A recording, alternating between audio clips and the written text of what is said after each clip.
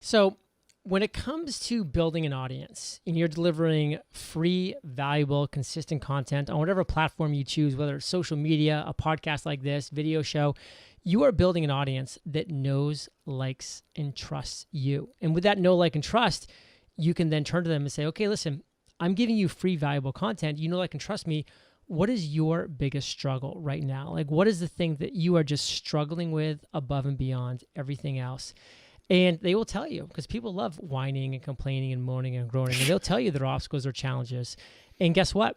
You then get to pick and say, that's the solution that I want to make. That's the solution that I want to create in the world. So I've done this, 15, 20 times over the last 10 years of running Entrepreneurs on Fire. And some of them have worked out really well.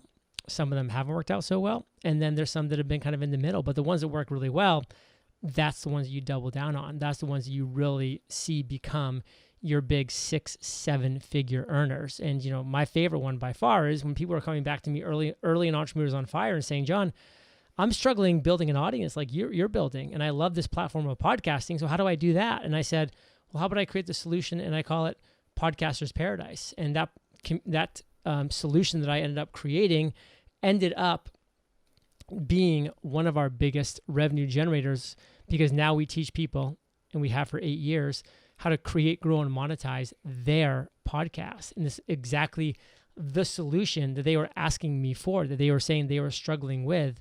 And that's why it's definitely my favorite solution that we've created, that came out of the biggest struggle that my audience was having back in 2013.